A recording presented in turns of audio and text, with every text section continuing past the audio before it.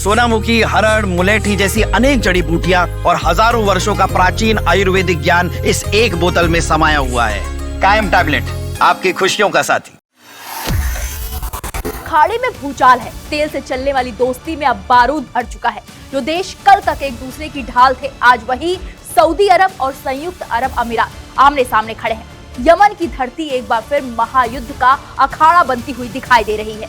Saudi के बम, UAE पर आरोप और सवाल ये, क्या खाड़ी की ये आग पूरी दुनिया को अपनी चपेट में ले लेगी? दरअसल सऊदी अरब ने यूएई को 24 घंटे का अल्टीमेटम दे दिया था कि 24 घंटे के अंदर अपनी सेना हटा लो वरना तबाह कर देंगे। सऊदी की धमकी से यूएई झुक गया और उसने बड़ा ऐलान किया कि यमन से अपने आखिरी बचे सैनिकों को भी वापस बुलाया जा रहा है। लेकिन ये फैसला किसी शांति समझौते का नतीजा नहीं, बल्कि सऊदी अरब की सख्त चेतावनी के बाद लिया कदम है। रियाद ने साफ कहा, यूएई समर्थित ताकतें अगर यमन में आगे बढ़ी तो ये सऊदी अरब की राष्ट्रीय सुरक्षा पर सीधा हमला माना जाएगा। तनाव तब चरम पर पहुंचा जब सऊदी नेतृत्व वाले गठबंधन ने यमन के दक्षिणी बंदरगाह शहर मुकल्ला पर हवाई हमला कर दिया। सऊदी दावा करता है कि यूएई के फुजैरा बंदरगाह से आए जहाजों से हथियार और युद्ध वाहन उतारे जा रहे थे। ट्रैकिंग सिस्टम बंद थे और ये खास खेप सीधे यूएई समर्थित साउदर्न ट्रांजिशनल काउंसिल यानी एसटीसी के लिए थी। रियाद ने इसे बताया क्षेत्रीय शांति के लिए सबसे खतरनाक साजिश, यानी जो हथियार सऊदी विद्रोहियों के खिलाफ इस्तेमाल होने थे, वही हथियार अब सऊदी अरब के लिए खतरा बन गए। यही वजह है कि सऊदी अरब ने यूएई को 24 घंटे का अल्टीमेटम दे डाला, यमन छोड़ो या अंजाम भुगतो। वहीं यूएई ने आरोपों को नकारा, संयम की अपील की और कहा यमन में उसकी मौजूदगी सिर्फ आतंकवाद विरोधी मिशन तक सीमित थी। लेकिन कुछ ही घंटों बाद अबू धाबी ने यमन से अपने सभी बचे सैनिकों की वापसी का ऐलान कर दिया। अब सवाल ये है, क्या ये पीछे हटना है या आने वाले बड़े टकराव की तैयारी? क्योंकि असली ताकत तो अब भी मैदान में है। यूएई समर्थित एसटीसी जो यमन के कई इलाकों पर तेजी से कब्जा कर चुका है और अभी ये साफ नहीं कि क्या ये अलगाववादी समूह उन इलाकों को छोड़ेगा या यमन में एक नया गृह युद्ध शुरू होगा।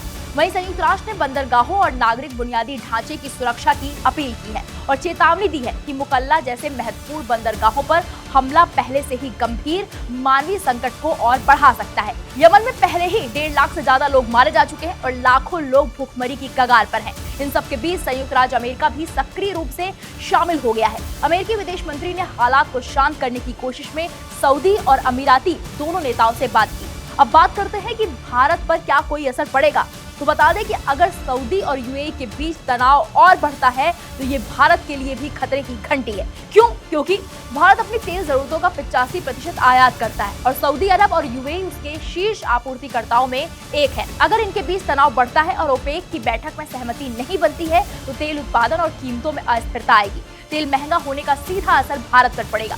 खाड़ी क्षेत्र भारत के लिए दूसरा घर जैसा है। करीब 35 लाख भारतीय यूएई में और लगभग 25 से 30 लाख सऊदी अरब में काम करते हैं। ये भारतीय हर साल अरबों डॉलर का विदेशी मुद्रा भंडार भारत भेजते हैं।